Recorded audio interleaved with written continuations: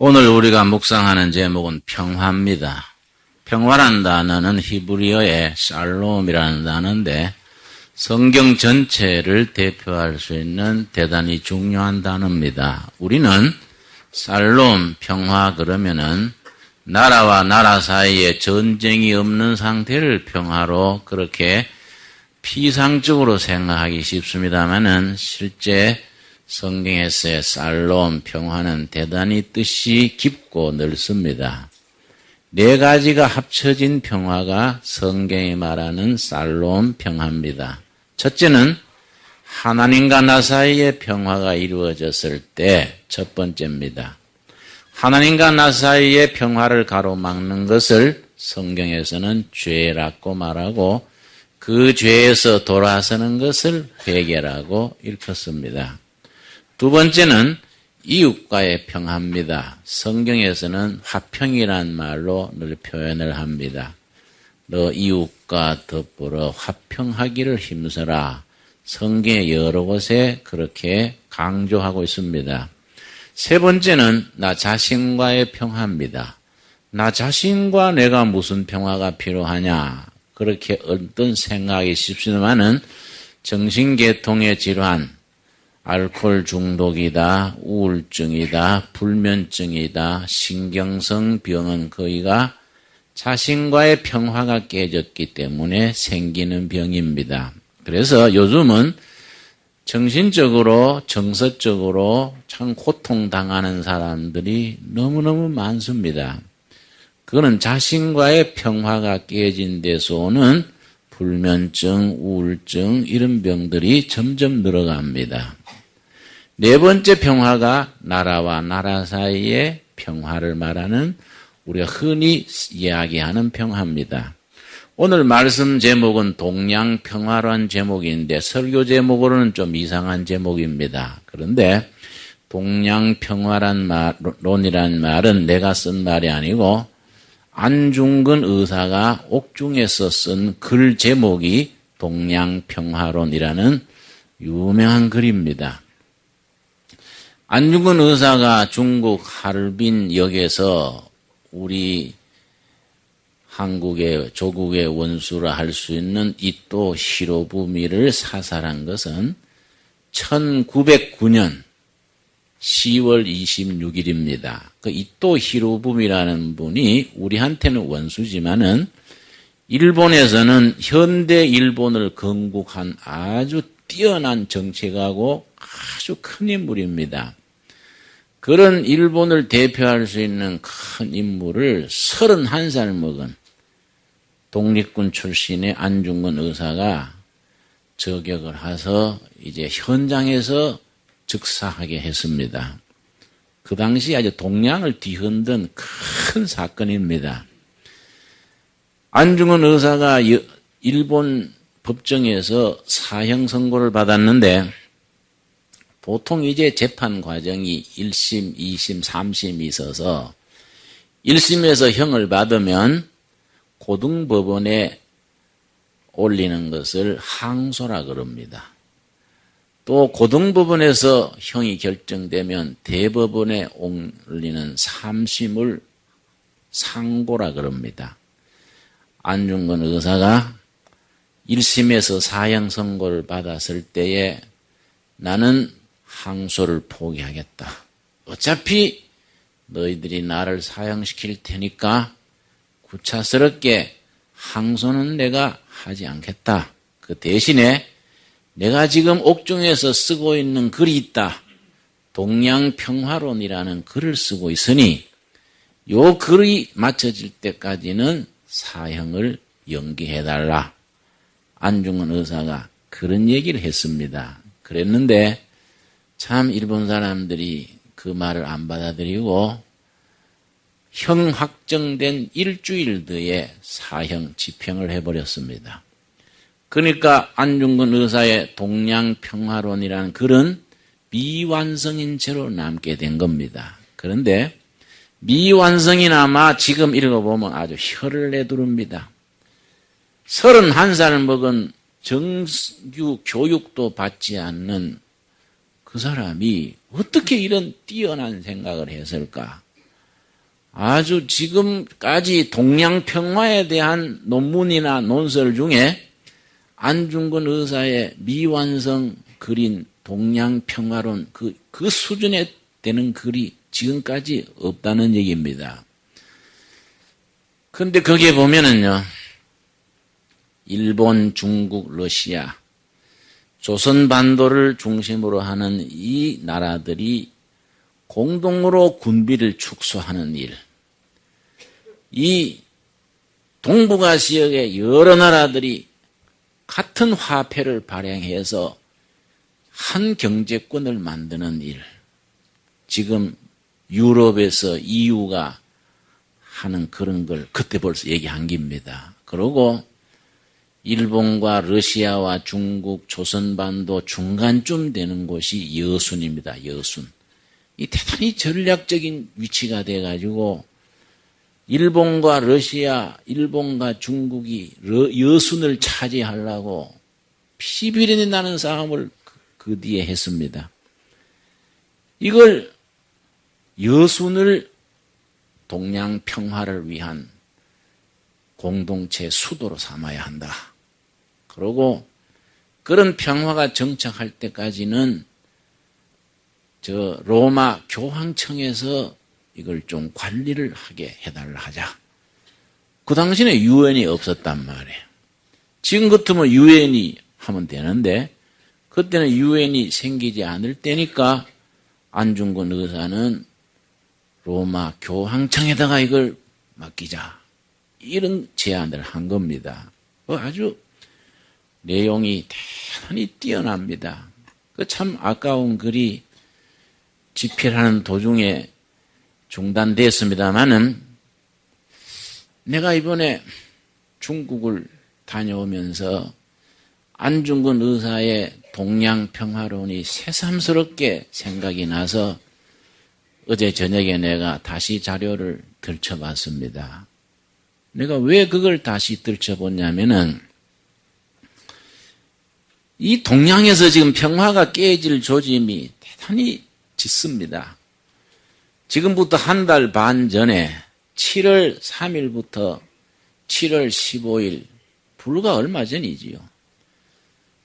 중국 군대 15만 명이 압록강 도하작전을 13일 동안 한 겁니다. 여러분, 중국군이 한반도 들어오는 압록강 건너는 도하작전을 할 이유가 지금 없는 거예요.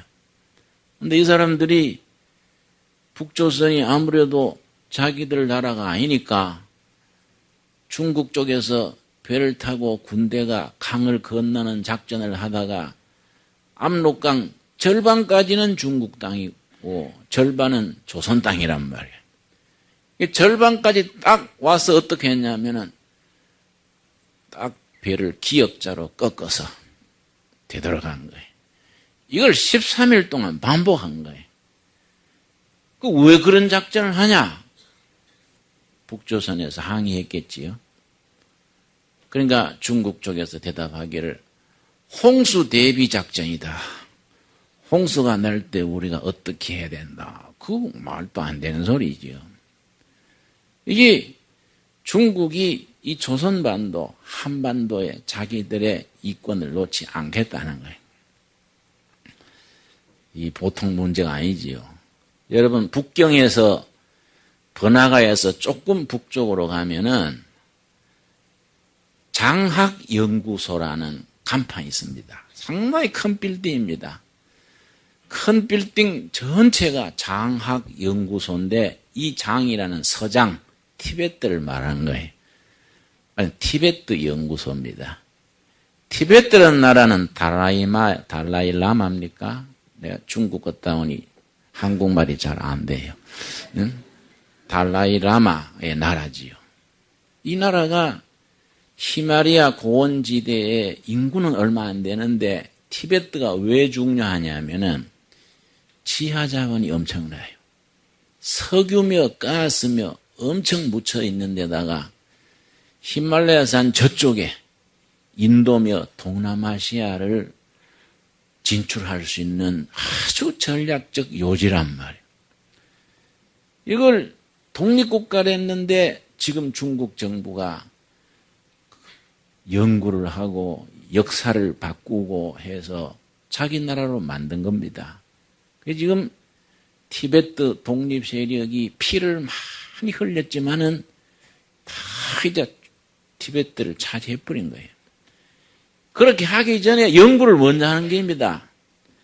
이 장학연구소에서 96년도에 티베트 연구 총서를 냈는데 이만큼 두꺼운 책이 7권이 시리즈입니다. 티베트에 대한 지하자원 모든 거 다 연구하는 전문 빌딩이 건물 전체가 연구하는 겁니다. 티베트가 이제 완전히 그래서 손에 들어갔는데 5년 전부터 5, 6년 전부터 중국이 뭘 하느냐면은 동북공정. 동북공정은 만주 한반도 전체가 본래 중국 땅이다. 이 작업을 하는 겁니다. 그런데 내가 중국 가서 동북공정에서 거금을 들여가지고 조선 역사, 고구려 역사를 전부 중국 역사로 바꾸는 그 교과서를 내가 언뜻 봤는데요. 아예 고조선은 빼버렸어요. 기자조선부터 시작을 합니다. 기자란 사람이 중국 사람인데 조선에 와서 나라를 세웠다. 이 기자조선, 한사군, 고구려, 발해 요거만 쓰는 거예요. 이 전부 조선반도가 본래 중국의 역사다. 여러분 중국에 가면은 광개토 대왕비가 있습니다. 2m가 넘는 큰 돌로 된 비석인데 세계적인 문화재입니다. 거기에 관광객들이 가면은 관광 안내원이 광개토 대왕비를 설명을 합니다. 뭐라고 설명하냐면은 이 고구려의 역사가 중국의 역사다. 이거는 조선의 역사가 아니다. 증거가 있다. 뭔 증거가 있냐? 이게 한문으로 되어 있지 않냐? 그렇게 합니다. 관광객들은 고개를 끄덕끄덕해요. 조선말이 아니다. 한글이 아니다. 사실은 한글 만들기 전인데 다 한문 쓸 때지요. 그러고 뭐라냐면은 이거 봐라. 중국 황제 밑에 왕이 있는 거인데 광개토 황제가 아니지 않냐? 광개토 왕이지 않냐? 그러니까 고구려는 중국에 조공을 바치던 이거는 주변국이다. 이렇게 얘기를 하는 거예요. 그래서 우리나라 기자가 딱 붙들고 당신 그래 말하면 되냐. 연락에 항의를 했더니 이 관광 안내원이 귀찮으니까 나한테 그러지 마라. 나는 배운 대로 한다. 당신 어디가 배웠냐? 그러니까 중국에 있는 이 동북지방에 관광 안내원 한 5, 600명을 중국 정부에서 전부 돈을 들여가지고 합숙을 시켜서 달달달 따라외도록 가르친 거예요. 이렇게 가르쳐라. 자기는 배운 대로 한다 얘야. 너가 억울하면 높은 데가 얘기해라. 이러는 거예요. 그런데 이게 중국이 아주 분위기가 심상치 않은 겁니다. 그런데 드디어 한 달 반 전에 압록강 도하작전을 하고 하니 전에는 북한과 중국 국경에 경찰이 지켰습니다.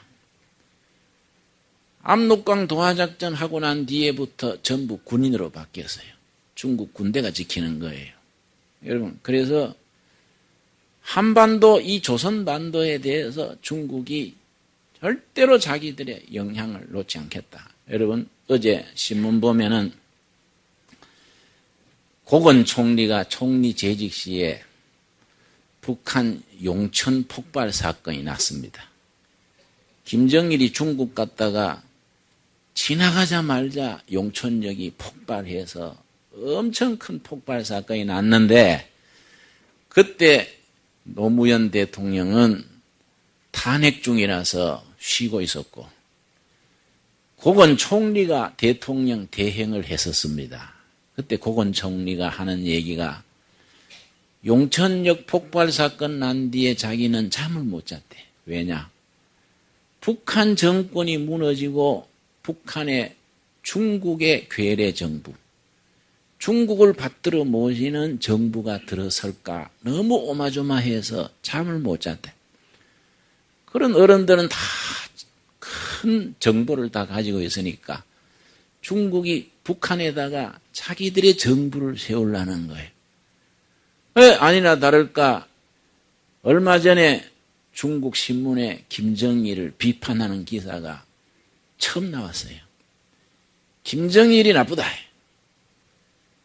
부자 세습 정권 하려고 인민을 수렁텅이에 빠뜨렸다. 이제 중국이 북한을 비판하고 그래서 지금 김정일이 무너지면 북한의 장군들이 거의 친중파예요. 친중파. 김정일이 무너지면은 북한이 중국에 딱 들어붙어서 시킨 대로 하는 정부가 될 가능성이 지금 아주 농후하다. 그러니까 이 한국의 고민이란 말이에요. 중국이 북한이 중국 손아귀에 들어가면은 남한은 대단히 위험하지요. 그러니까 한국 땅에는 미군이 있어야 되는 거예요. 미국을 위해서가 아니라 한국을 위해서 미군이 있어줘야 일본과 중국 사이에 미군이 견제를 하고 이 나라에 그나마 한반도의 평화가 이루어지는데 내가 이번에 중국 여행하는 동안에 같이 가던 청년이 나한테 물었어요. 목사님, 일본하고 중국하고 전쟁하면 어느 나라가 이길까요? 그래서 야, 이 사람아, 말만 들어도 숨가쁘다. 응? 두 나라 전쟁하면 서로 포를 쏴대면은 오발이 전부 한반도에 떨어질 낀데 생각도 하지 마라. 내가 그랬는데 있을 수 있는 얘기예요. 여러분, 중국, 일본, 필리핀, 말레이시아하고 중간에 생각구 열도란 열도가 있습니다. 여러 섬을 합친 걸 열도라 그러지요. 이걸 서로 차지하려고 일본하고 중국하고 눈에 불을 켜고 싸우는데 일본이 먼저 선수를 쳐가지고 거기에다가 막사를 저어놓고 있습니다.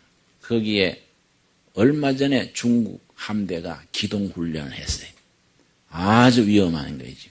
생각구 열도가 왜 눈에 불을 켜냐 하면은 그 바다 밑에 석유가 엄청나단 말이에요. 중동 지방 전체 석유와 맞먹는 양이 생각구 열도 바다 밑에 있는 거예요. 이 석유를 차지하려고 중국하고 일본하고 서로 으르렁거리는 거예요. 우리 생각에는 같이 개발해서 같이 갈라서면 되는데 유치원 애들한테 물어보면 얼른 나올 낀데 같이 쓰지요 할 텐데 나이 들어갈수록 사람이 꼬부라지는 거예요. 이런 걸 싸우지 말고 동양평화를 이루자. 이게 안중근 의사의 자기 얘기예요.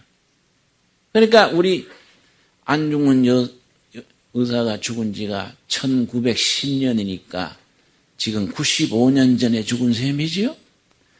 안중근 의사가 뭐 정치학을 했습니까? 무슨 경제학을 했습니까? 그냥 서당 좀 다니다가 20살에 독립운동가로 나갔다가 나선 사람인데 그런 머리가 어디서 그렇게 나왔을까? 우리 참 선배들이 훌륭했어요. 우리 세월이 갈수록 우리 사람들이 좀 자라지는 것 같아. 그런 동양평화론 같은 큰 경륜을 나온 것이 내 생각에는 아마 안중근 의사가 철저한 캐톨릭 신자입니다. 15살 때 신부님 앞에 영세를 받았어요. 그 영세명이 도마입니다. 도마, 토마스. 영어로는 토마스. 예수님의 제자 중에 도마가 있지요. 도마 안중근으로 나가는 거이지요. 그래서 32살 때 사형당할 때까지 철저한 캐톨릭 신앙을 지켰던 사람입니다. 내 생각에는 안중근 의사가 여순 감옥에서 사형을 기다리는 동안에 깊이 묵상하고 금식 기도하고 성경을 읽으면서 성령의 영감을 받았지 않았을까. 안 그러고는 그 공부도 안 하는 사람이 어찌 그런 탁월한 경륜을 그때 펼칠 수 있었을까. 이거는 영적 지혜를 가지고 이런 게 나오는 게 아니겠나. 난 그런 생각을 해요. 근데 우리가 중국과 일본이 서로 어르렁대가 이거 동양의 평화가 없어지고 한반도를 미군이 빠진 뒤에 서로 차지하려고 그러면은 곤란하지요.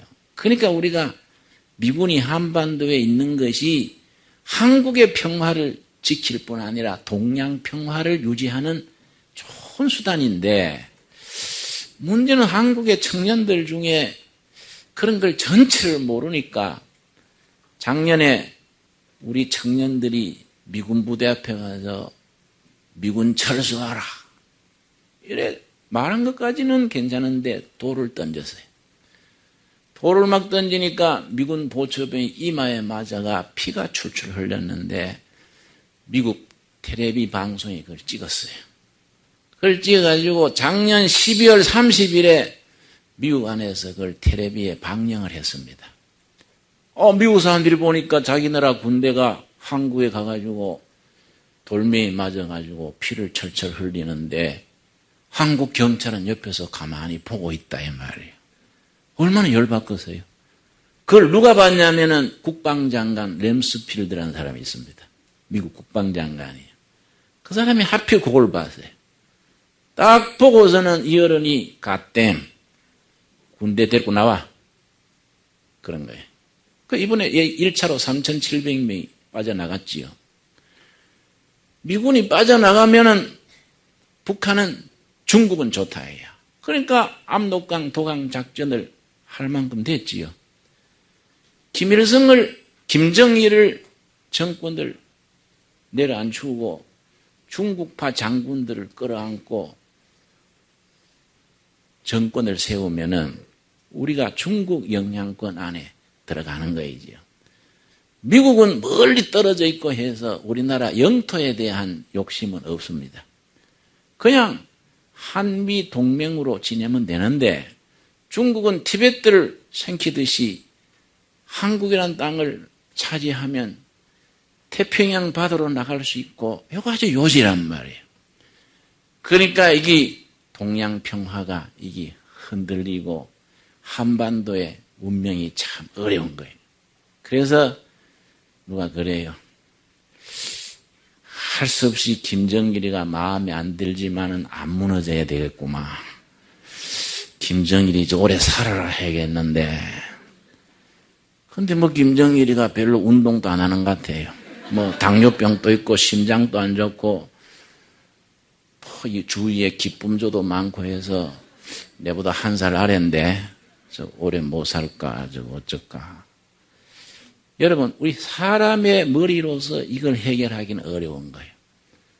우리가 정말로 이 나라 위해서 기도해야 될 때입니다. 우리 안중근 의사가 감옥에서 성경 놓고 기도하면서 동양 평화를 꿈꿨듯이 우리가 정말로 이 시대에 이 한반도에 성령님의 은혜 중에 참 평화가 이루어지도록 기도할 때가 지금이다 해요. 여러분 오늘 본문 말씀 이사야서 11장 한번 보겠습니다. 성경 전체에서 평화에 대해서 정말로 상상력이 넘치게 쓰여진 글이 이사야서 11장입니다. 우리 아시아에 정말 이 말씀대로 이런 평화가 이루어져야 되지요.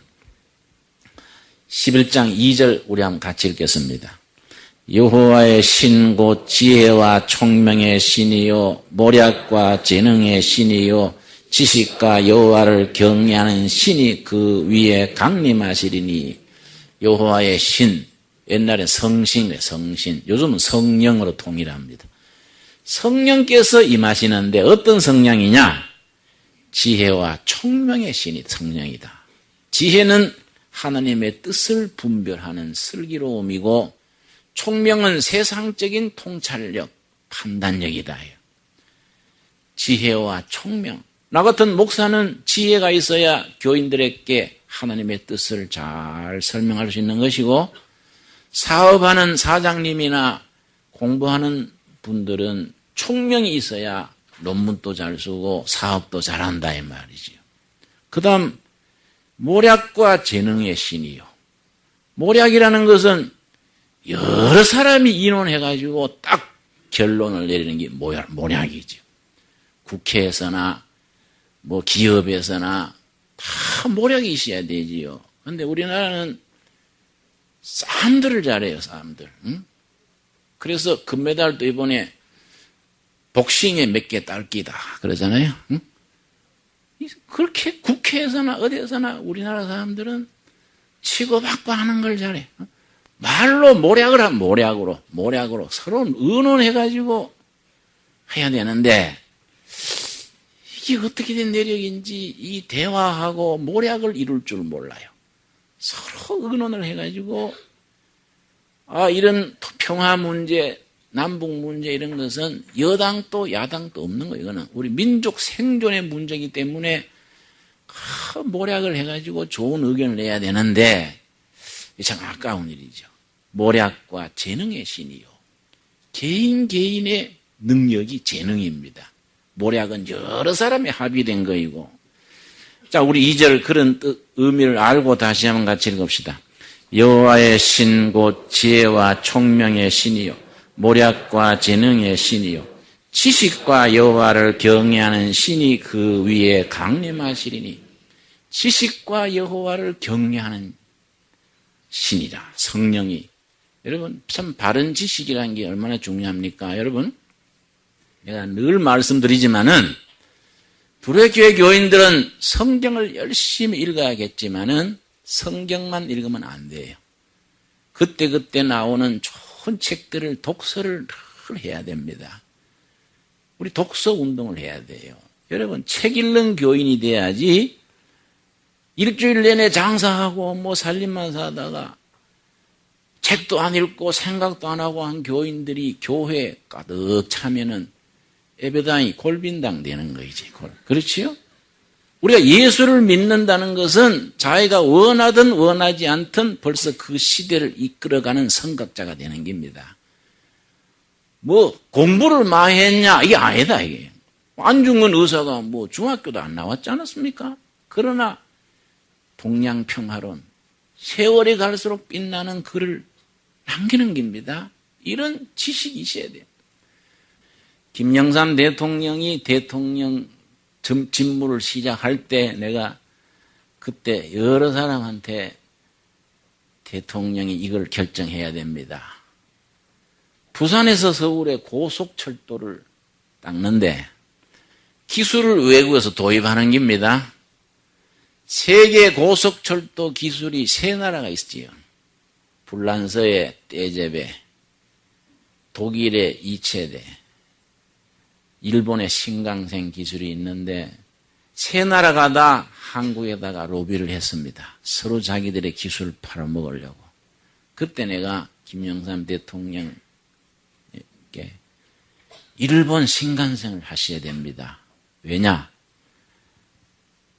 유럽은 EU로 뭉치고 미국은 나프타로 뭉치고 전부 각 지역이 뭉치는데 아시아는 일본하고 중국하고 서로 으르렁거리고 맨날 옛날 얘기하고 싸움질하면 세계 역사에서 아시아만 뒤지고 안 됩니다. 앞으로 동양 평화를 이루려면은 일본에서 동경에서 출발했는 신간선 기차가 시모노세키까지 와가지고 현해 탄 바다 밑으로 굴을 뚫어서 부산으로 해서 서울로 평양으로 북경으로 저 위구르 지역 중국 서부 끝까지 신간선으로 뻗어나가야 세 나라가 단합을 해서 동북아 경제권을 이루고 서로 싸우지 않고 세계 역사의 중심 무대에 뜰 수 있습니다. 그러니 이번에 불란서 기술이나 독일 기술을 끌어들이지 말고 일본 기술을 해가지고 신간선 기술을 한반도로 평양으로 중국으로 해서 아시아가 뭉치게 해야 됩니다. 그랬더니 그쪽에서 얘기가 그래 하다가 친일파라고 욕먹게. 그래서 그런 게 아니고 국민들한테 그 비전과 동기를 잘 설명을 하면 우리 국민들은 총명하기 때문에 이해할 겁니다. 국민들을 설득해야 되죠. 국민들한테 PR해야 됩니다. PR이라는 것은 피가 나도록 알리는 게 PR인데 그 PR 하셔야 됩니다. 안 됐어요. 불란서 기술가 했단 말이에요. 그러니까 일본이 토라진 거예요. 그래서 서로 관계가 안 좋은 거예요. 그러니까 나는 이런 큰 명분을 내걸고 일본을 설득하면 일본도 아주 좋은 조건으로 우리한테 줄 겁니다. 이게 우리가 참 안중근 의사 같은 그런 지혜와 모략, 그런 지식이 있는 경륜이 있는 지도자들이 이 나라에 참 없는 것도 아닌데 이게 제자리에 앉도록 우리가 정말로 기도하고 뒷받침을 해야겠지요. 여러분 6절 말씀, 이사야서 11장 6절 말씀이 이게 안중근 의사가 동양평화론을 쓰면서 이걸 인용한 구절이에요. 6절 말씀 우리 한번 같이 읽겠습니다. 그때 이리가 어린 양과 함께 거하며 표범이 어린 염소와 함께 누우며 송아지와 어린 염소와 살찐 짐승이 함께 있어 어린아이에게 끌리며. 여러분 이리와 어린 양이 같이 논다. 여러분 성경을 잘 읽으셔야 됩니다. 이리 얘기가 아니에요. 이거는 이스라엘을 짓밟고 망하게 했는 바벨론 군대, 그 포악한 바벨론 군대하고 이스라엘의 어린 소년 소녀들이 같이 논다. 바로 그 얘기예요. 짐승 얘기가 아니고 자기를 짓밟은 흉폭한 바벨론 군대가 이스라엘 어린아이들하고 같이 노는 이 평화의 시대를 꿈꾸는 겁니다. 이걸 아시아에 대고 말하면 무슨 얘기입니까? 북한 인민군과 남한 국군이 서로 식사초정하고 휴전선 이쪽에서 북쪽 동생 이리 오시라, 식사 같이 합시다 이러고 형님 가지요 이러고 얼마나 좋냐요.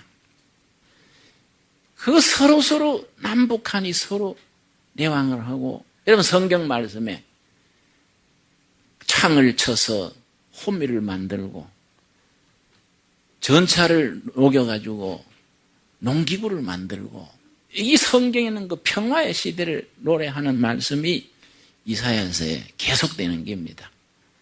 진정한 평화라는 것은 정말 하나님의 영, 성령께서 이 땅에 이루시기를 그렇게 원하시고 기뻐하시는 것이지요. 이사야서 11장의 이 평화의 시대의 비전이 우리 한반도를 중심으로 한 아시아의 동북아에 이루어지는 날을 우리가 꼭 오게 해야 될 겁니다. 여러분, 이 평화에 대해서 하나님의 평화의 출발이 어디입니까? 이사야서 53장 5절 한번 보겠습니다. 이사야서 53장 5절 말씀. 이사야서 53장 5절 말씀. 자, 이 땅 위에 개인의 평화든 나라와 나라의 평화든 하나님과 사람 사이의 평화든 그 살롬, 참 평화는 어디서부터 시작되느냐? 53장 5절 우리 같이 읽겠습니다. 그가 찔림은 우리의 허물을 인하며 그가 상함은 우리의 죄악을 인함이라. 그가 징계를 받음으로 우리가 평화를 누리고 그가 채찍에 맞음으로 우리가 나음을 입었도다. 하나님이 이 땅에 오셔서 채찍 맞으시고 십자가에 죽으시고 고난당하신 것이 평화를 이루기 위한 거다. 여러분, 4가지 평화 말씀드렸지요? 첫째는 하나님과 사람 사이의 평화. 그 평화를 가로막는 걸 뭐라고 그런데 했습니까? 죄란 말이야, 죄. 2번째, 이웃과 이웃 간의 평화. 3번째, 무슨 평화를 그랬습니까? 나 자신과의 평화. 4번째, 나라와 나라 사이의 평화인데, 이 모든 평화를 예수님이 십자가에 오셔서 십자가에 죽으시고 고난당하심으로써 이 평화를 성취했다. 그 평화를 우리가 이루어 나가는 것이 교회의 역할이고 그 평화를 전파하는 것이 우리 크리스찬들의 사명이지요. 중국에는 중국 교회가 한 1억 1천만 정도 됩니다. 1억 1천만. 지하교회가 한 9천만, 8천만 되고 중국 정부가 인정하는 삼자교회가 한 3천만 합쳐서 한 1억 1천 내지 2천만 되는데 중국 지하교회의 가정교회 지도자들을 내가 만나서 얘기를 들어보면 시야가 달라요. 지금 중국에는 매일 크리스찬이 3만 명 정도씩 늘어납니다. 매일 3만 명 정도. 그 사람들 생각은 북경 올림픽이 4년 뒤에지요. 2008년이요. 2008년 지나 한 2010년쯤 되면은 중국의 크리스찬이 2억을 넘어서게 된다. 2억. 그게 자기들의 1차 목표다. 중국의 13억 인구 중에 크리스찬이 2억이 되면 중국 사회는 변할 수 있다. 그 사람들 그 목표를 하는 거예요. 이걸 한국교회가 좀 지원해달라. 그런데 놀란 거는 돈 지원해달라는 게 아니에요. 뭘 지원해달라느냐. 성경 공부하는 교재, 교회 음악. 여러분 내가 중국 지하교회 찬송가를 보니까 가사가 한 700곡쯤 되는데 무슨 찬송이든지 꼭 한국어로 불러요. 참 놀랬습니다. 다 눈 감고 뭐 곡이 없으니까 눈 감으나 떠나 한 가지지. 눈 감고 부르는데요. 모든 찬송가가 곡은 하나예요. 근데 나는 중국말을 모르는데도 중국 지하교회 지도자들이 우리 모이면은요, 감옥에서 금방 나온 사람도 있고, 어제 나왔다는 사람도 있고, 마저가 불구된 사람도, 이런 사람들이 둘러 앉아가지고, 눈을 감고 찬송가를 부르면요, 눈물을 쭉쭉 흐르면서 부르는데, 나는 중국말을 모르는데도 가슴이 뜨거워요. 그 사람들은 비전이 있는 거예요. 지금부터 10년 뒤에는 중국 사회를 중국 교회가, 기독교가 변화시키겠다. 응?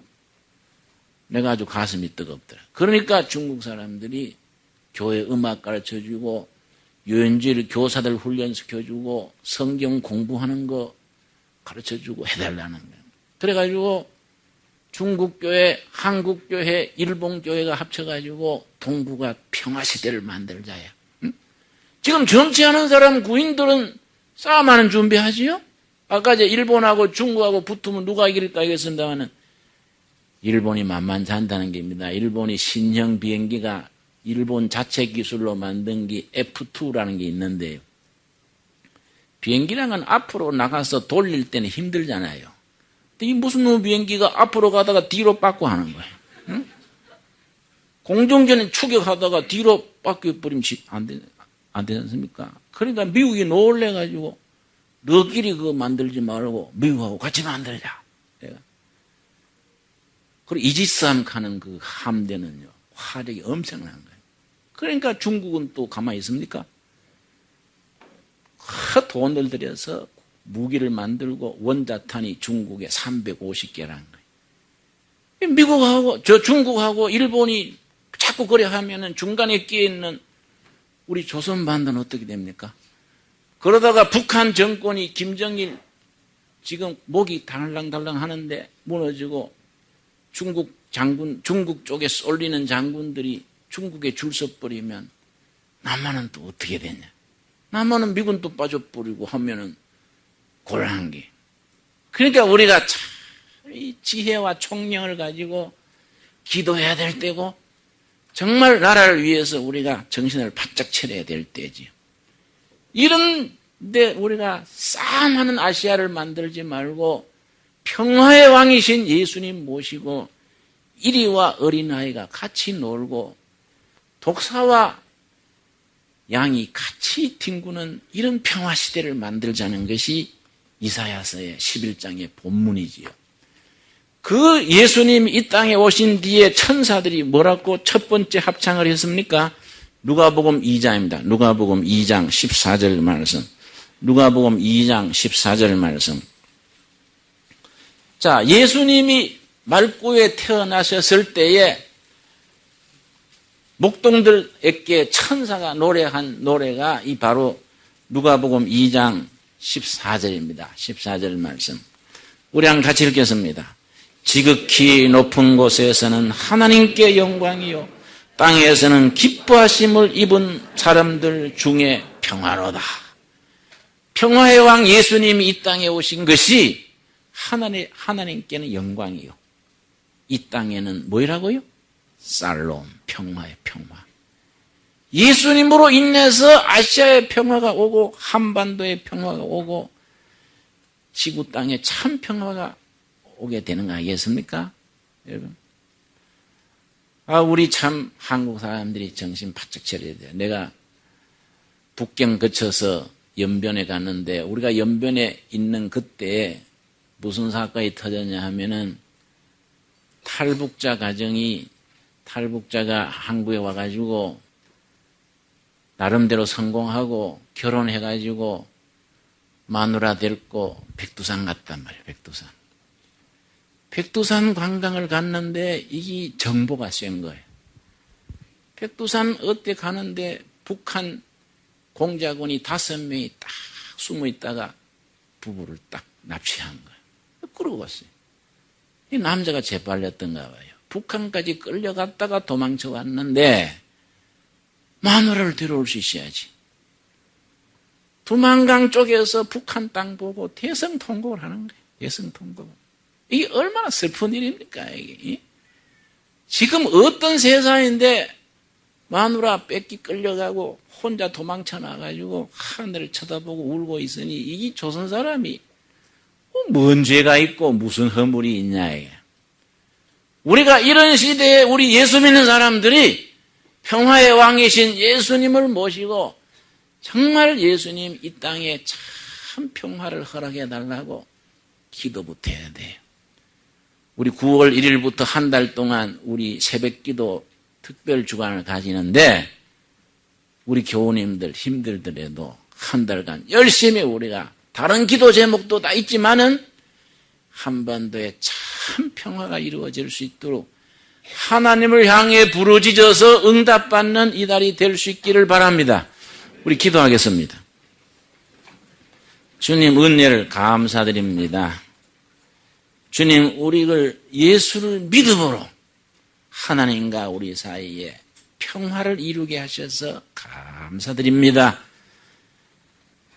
하나님과 평화를 이루므로 내 자신과 평화를 이루고 내 이웃과 더불어 평화를 이룬 것 감사합니다. 이제 이 땅에 진정한 남북 평화가 있게 하옵시고 우리 아시아의 평화가 있게 하옵시고 옛날 우리 선배 안중근 의사가 사형을 앞두고 그렇게 동양 평화를 비전을 꿈꿨듯이 우리가 예수님 안에서 이 땅에 진정한 평화가 이루어질 수 있도록 정말 이리와 어린아이가 함께 장난치고 노는 그런 세상과 같이 남북이 같이 손잡고 찬양하며 일본과 중국과 한국이 한 형제 자매처럼 공동으로 번영하고 함께 누리는 시대를 이끌어가는 일에 저희들을 사용하여 주시옵소서. 우리가 이런 일에 우리 인생을 투자해서 우리가 헌신하여 열매를 거두게 하여 주시옵소서. 예수님 이름 받들어 기도드려 사옵나이다. 아멘.